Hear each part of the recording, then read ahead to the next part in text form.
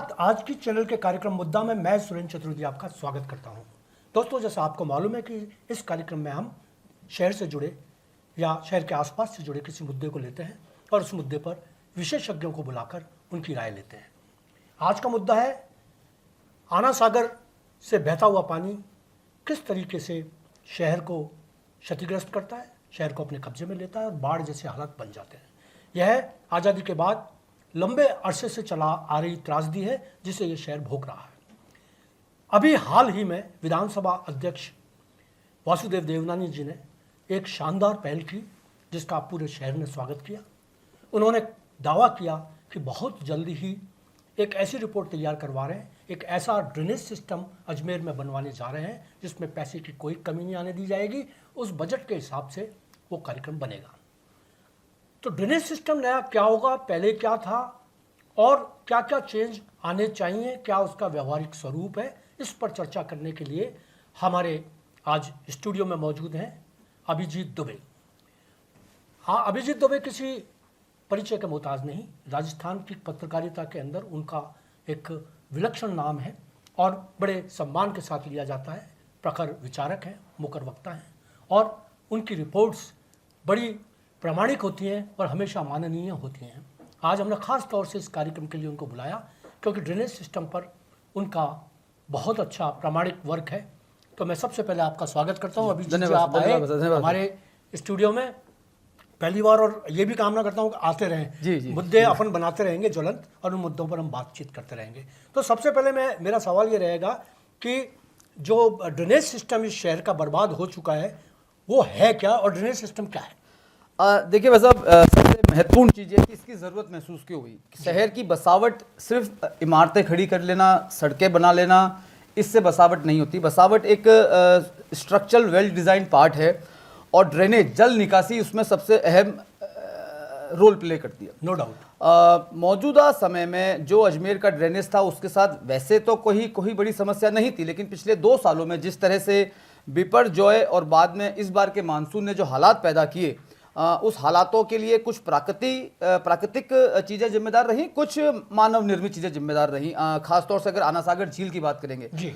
अजमेर के इतिहास में देखें तो प्रमुख तौर पर 4 जल बड़े स्रोत हैं। फायसागर झील है जिसका पानी अतिरिक्त होने पर आना सागर में आता है, उसका एक प्रॉपर चैनल बना हुआ है। आना सागर का पानी अतिरिक्त हो जाता है तो उसका एक एस्केप चैनल बना हुआ है जो जाता है खानपुरा तालाब में। उससे पहले हाँ पाल बीसला का तालाब जो है भाई साहब वो बेसिकली एक सेफ्टी टैंक के तौर पे इस्तेमाल रहता है, जहां पर अमूमन हमने देखा होगा जहां जो स्विमिंग पूल्स होते हैं उन स्विमिंग पूल्स के लिए एक साथ में सेफ्टी टैंक रहता है, रिजर्वायर वाटर रिजर्वायर के तौर पर रहता है। तो ये प्रमुख 4 स्रोत थे, लेकिन इसका डायामीटर जो है वो पिछले कुछ समयों में कम हुआ। आना सागर आपसे छुपा हुआ नहीं है, सबको मालूम है किस तरीके से आना सागर का दायरा छोटा हुआ है। उसके चलते इस बार खास तौर से जो उसकी भराव क्षमता थी उससे ज़्यादा पानी वहाँ पर पहुँचा। फायसागर ओवरफ्लो हुआ, जो ड्रेनेज सिस्टम था वो उसको झेल नहीं पाया। एक्सेस वाटर डिस्चार्ज के चलते न सिर्फ जहाँ से ट्रेडिशनली वाटर डाउनस्ट्रीम के जरिए आगे जाता है खानपुरा तालाब तक वो सफर हुआ, बल्कि आना सागर का जो वाटर लेवल 16 फीट का है और उसके आसपास जो आना सागर के हम कैचमेंट एरिया की बात करें, चाहे वो पूरा 360 डिग्री का आप चक्कर लगा लेंगे आना सागर झील का, आना सागर चौपाटी से लेकर रीजनल तिराहा से लेकर मित्तल अस्पताल वाला रोड और फिर पूरा तमाम वहाँ सब जगह जल प्रवाह की स्थिति बनी। वो इसलिए बनी कि एक तो सबसे पहले वाटर लेवल के साथ साथ रोड लेवल समान था। दूसरा ये था कि जो जितने भी चैम्बर्स बने हुए हैं, खासतौर से जो मोटे मोटे सोर्सेज हैं ड्रेन्स के, जो नाले हैं, उन नालों के अंदर चाहे वो पीएचडी की यूटिलिटीज़ हों, चाहे वो डिस्कॉम की यूटिलिटीज़ हों, चाहे वो टेलीकॉम कंपनीज की यूटिलिटीज़ हों, उसमें लगातार डिस्टर्बेंसेस के चलते वहाँ वाटर लॉगिंग हुई, वाटर चोक हुआ, उसके चलते दिक्कतें हुई। तो नहीं ये हालात दोबारा हों, क्योंकि इस बार सबसे भयावह हालात देखे हैं अजमेर वासियों ने। 10-10, 15-15 दिन तक आदमी जो है वो पानी में डूबे रहे हैं। कई कॉलोनियां हम सब ने रिपोर्टिंग की है, देखा है। और कुछ इलाके तो शहर के अभी भी ऐसे हैं, मैं देख रहा था घूघरा गांव है, वहां पर अभी भी 2 महीने बाद भी पानी बना हुआ है। तो इसको लेकर एक बहुत गंभीर चिंतन ये हुआ कि शहरी विकास के लिए जिस तरीके से मास्टर प्लान तैयार होते हैं उसी तरीके से जल निकासी के लिए एक मास्टर ड्रेनेज प्लान तैयार किया जाए। विधानसभा अध्यक्ष वासुदेव देवनानी की इस पहल पर जितने भी कंसर्न डिपार्टमेंट्स थे, चाहे पीडब्ल्यूडी हो, पीएचईडी हो, सिविल इंजीनियरिंग के डिपार्टमेंट्स के लोग हों, जो रिटायर्ड हो चुके हैं, प्रबुद्ध जन हो, इनकी एक कमेटी का गठन हुआ था और इनसे एक मोटे मोटे तौर पर एक रोड मैप तैयार करने के लिए उन्होंने कहा था कि आप इसका एक रोड मैप तैयार करें कि आने वाले समय में आने वाली पीढ़ियों को इस तरह की परेशानी नहीं हो, उस पर काम किया जा सके। कुछ उसके प्रारंभिक मिनट्स निकल के सामने आए थे, जिसमें सबसे अच्छी बात जो ये कहा जा सकती है कि अब तक हम सब लोग ये मानते थे कि आना सागर से जल निकासी का एकमात्र स्रोत एस्केप चैनल है जी।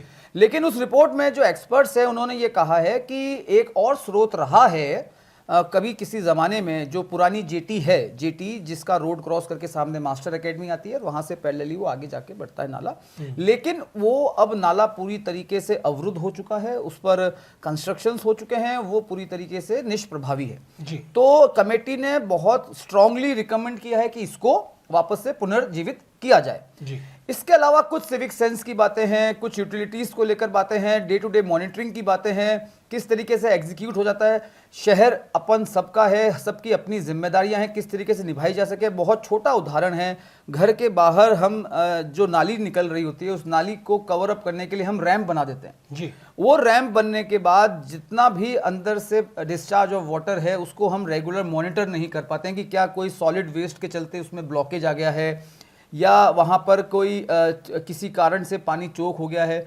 इस कारण से जो वितरिकाएं हैं, नाले की वितरिका जो है वो नालियां हैं, छोटी छोटी नालियां आगे जाके नाले में कन्वर्ट हो रही है, फिर नाला आगे जाके आपको दूसरी तरीके से उसको कन्वर्जेंस कर रहा है। उन तमाम पहलुओं पर कमेटी ने एक डिटेल सजेशंस दिए हैं और ये भी स्ट्रांगली रिकमेंड किया है कि एक हाई पावर कमेटी और एक्शन ग्रुप बने जो मंथली लेवल पर इस पर एक्शन प्लान बनाते हुए उसकी रिव्यू करे, उसकी मॉनिटरिंग करे, जिसमें बाकायदा उन्होंने स्पेसिफाइड भी किया है कि एक आरएस स्तर का अधिकारी हो, एक आरपीएस स्तर का अधिकारी हो, संबंधित विभागों के अधिकारी हो, प्रमुख एनजीओज जो गंभीरता से इस पर काम कर रही हैं जल प्रबंधन और जल निकासी पर, वो हों। इस तरीके का एक रोड मैप तैयार हुआ है और जितना अच्छा सुनने में लग रहा है, बहुत जल्द अगर इस पर काम शुरू हो तो शायद आने वाली पीढ़ियों को ये समस्या नहीं होगी। अभिजीत जी, एक सवाल मेरा जो है आपसे, जो मेरा नहीं है, इस शहर का है, जुबान में दे रहा हूँ, शब्द उन्हीं के हैं। पुराना ड्रेनेज सिस्टम हुआ करता था जो 1936 में बना था और उस ड्रेनेज सिस्टम से पूरे के पूरे आना सागर के अंदर सिर्फ जब एस्केप चैनल नहीं थी, और भी पुराने सिस्टम थे, दादीज वाटिका के पास से कुछ नहर निकलती थी और भी कई रास्ते थे, और वो सारे के सारे ब्लॉक हो गए।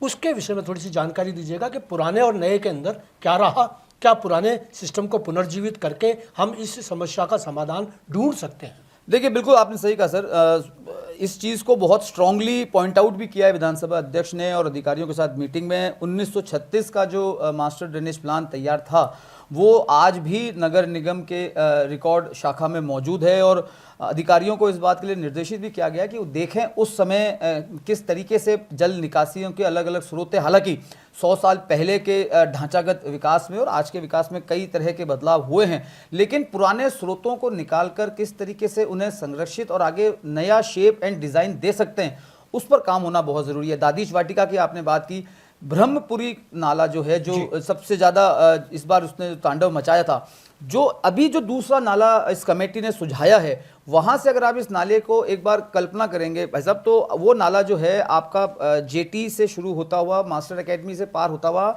मेडिकल कॉलेज जवाहरलाल नेहरू अस्पताल से होता हुआ वो जाता है आपके पटेल इंडोर स्टेडियम के सामने जो नाला है जी, वहाँ से नाला होते हुए आपका गुड्डन का ढाबा आता है जी। गुड्डन के ढाबे से वो नाला कनेक्ट होता हुआ सीधा जो तोबड़ा वाली पुलिया है, बिल्कुल वहां से होता हुआ निकलता है। अब आप इसको आसान शब्दों में सर यूं समझिएगा कि दो जगहों से जल की निकासी हो रही है। पहला स्रोत हो गया एस्केप चैनल, जहां का पानी सीधा निकलता हुआ आपके ब्रह्मपुरी नाले में जा रहा है। दूसरा स्रोत हो गया आपका ये जो पुराना नाला प्रस्तावित दिया गया है, जहां किसी जमाने में जल निकासी हुआ करती थी, ऐसा एक्सपर्ट्स का दावा है।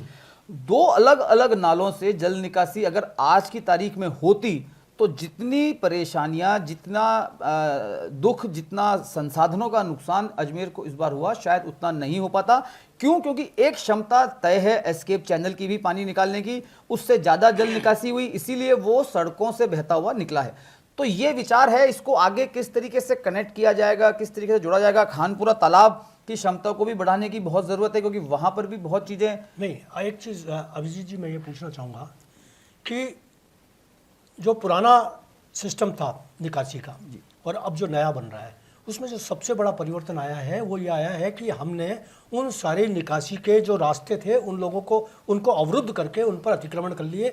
ढाबे बन गए, मकान बन गए, होटल बन गए, ऑफिस बन गए, बिल्डिंग्स बन गई, बड़ी बड़ी बहुमंजिला इमारतें बन गई उनके ऊपर। तो ऐसे में क्या ज़रूरी है कि थोड़ा सा निर्दयी होकर, निष्ठुर होकर, अजमेर के हित को ध्यान में रखते हुए जो भी कुछ हो, जितना भी नुकसान हो, बिल्कुल, भले तोड़ना पड़े, कुछ भी करना पड़े, क्या ये ज़रूरी है?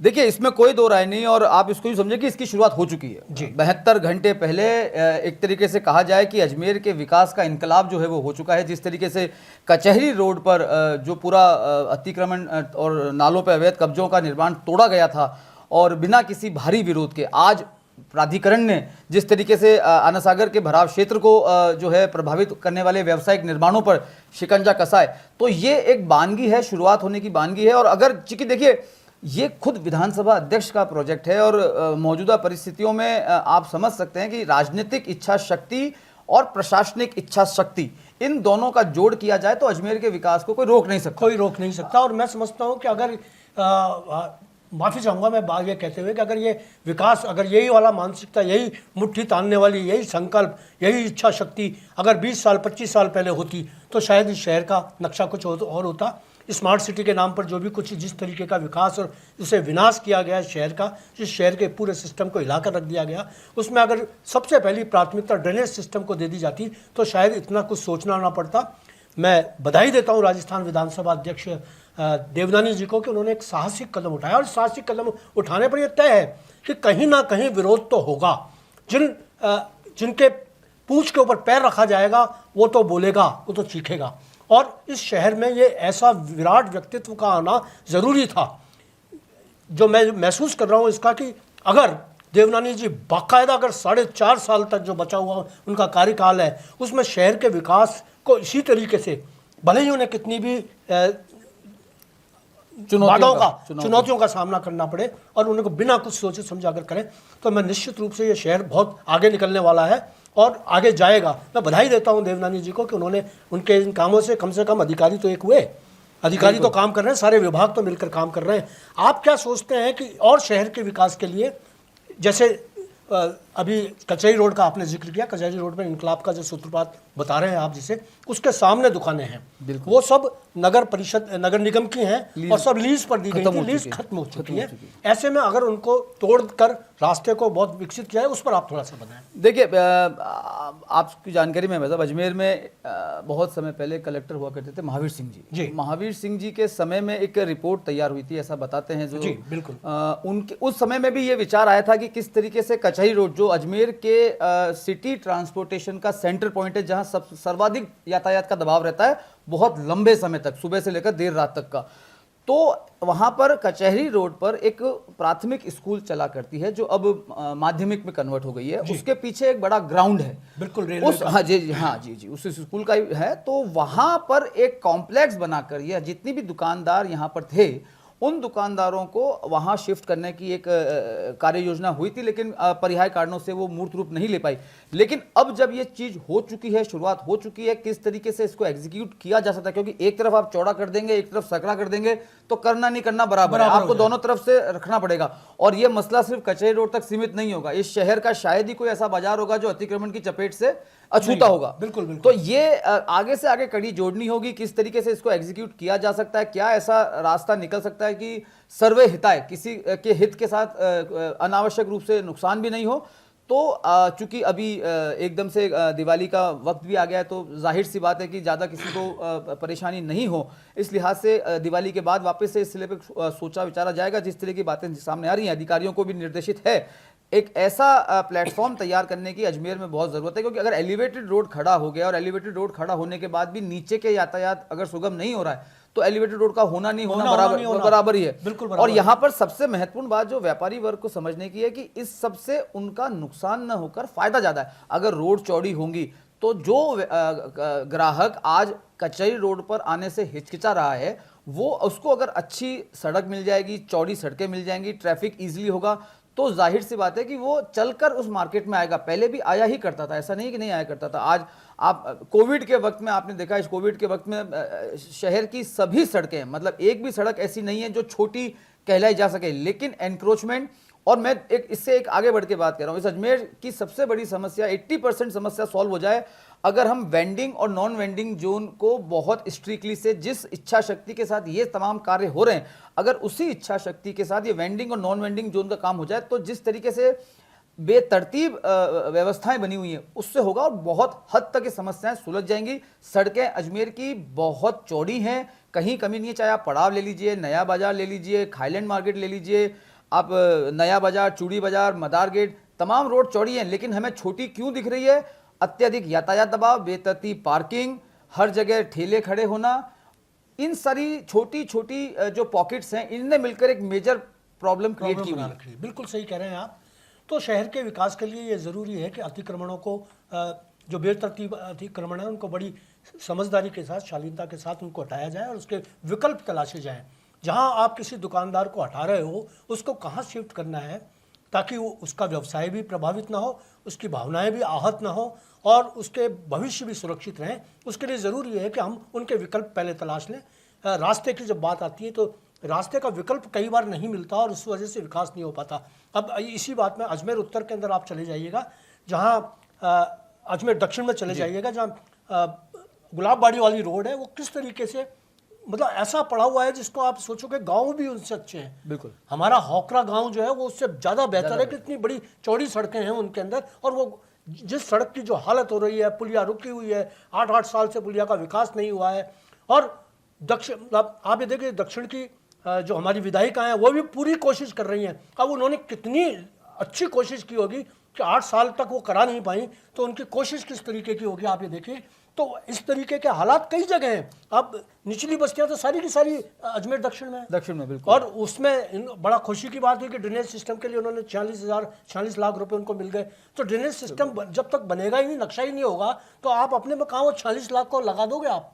वो भी तो एक बात है। तो एक तरीके से मैं जहाँ तक समझता हूँ कि अनीता जी को और वासुदेव देवनानी जी को कम से कम शहर के मुद्दों पर एक दूसरे के सहयोग देना चाहिए, एक दूसरे के सहयोग में आना चाहिए। हो सकता है कि कोई राजनीतिक दूरियां उनके बीच में हों, उनको दूर करके, अगर, क्योंकि मैंने ये देखा देवनानी जी ने इस बार में कह रखा है, मेरे से उनकी मुलाकात हुई तो उन्होंने कहा जी मैं तो अजमेर को एक ही मानता हूँ। बिल्कुल, मैं विधानसभा अध्यक्ष हूँ तो मैं, मेरे लिए राजस्थान पूरा एक है, उसके बावजूद भी मैं हर चीज़ उनसे पूछना चाहता हूँ। वो बात करें, आए बात करें, हम लोग बैठे तो अच्छी बात है।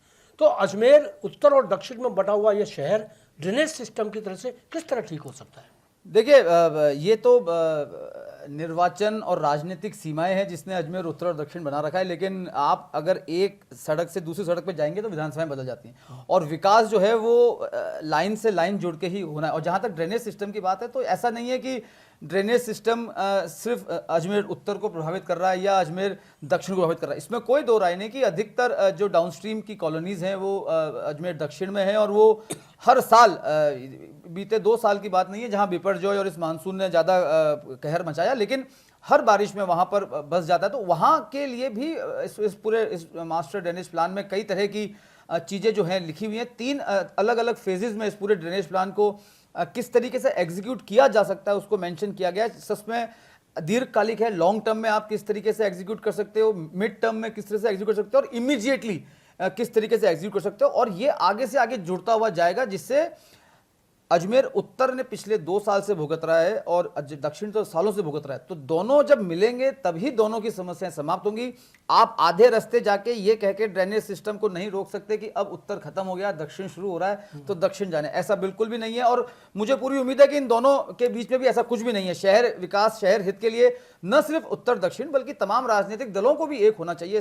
ये राजनीति का विषय नहीं है। शहर जितना आपका है, जितना मेरा है, जितना वासुदेव जी का है, उतना रलावता जी का है, जितना अनिता जी का है, उतना हेमंत भाटी का और द्रौपदी कोहली का है। शहर सबका है। शहर में हम रोज सांस ले रहे हैं, रोज शहर में निकल रहे हैं, शहर से ही कमा रहे हैं और शहर को ही दे रहे हैं। तो इस ड्रेनेज प्लान के एग्जीक्यूशन में मुझे नहीं लगता कि कहीं कोई विरोधाभास होगा। हालांकि अभी ये बहुत इनिशियल स्टेज पे आया है, बहुत जल्द इसकी एक ऑफिशियल मीटिंग होगी, जिसके बाद एक लेआउट तैयार होगा। एक्शन ग्रुप जिसकी मैंने आपको बात की, जो कमेटी के एक्सपर्ट्स ने सुझाया है, कौन लोग इसमें शामिल होते हैं, किस तरीके से काम शुरू किया जाता है और इसके लिए ये एक ऐसा काम होने वाला है भाई साहब, जो ऐसा नहीं है कि आप उसमें दिन के 8, 10, 12 घंटे में से 2 घंटे निकाल के कर लिया। ये एक फुल टाइम वर्क है, और इस फुल टाइम वर्क के लिए आपको फुल टाइम एक्सक्लूसिव बजट भी चाहिए, तो अधिकार भी चाहिए, बिल्कुल। तो इसी के लिए चूंकि ये अजमेर के लिए, देखिए आप इसको किस रूप में लेने, लेकिन ये अजमेर के लिए बहुत गर्व की बात है कि विधानसभा अध्यक्ष का होना और विधानसभा अध्यक्ष के निहित जो शक्तियां हैं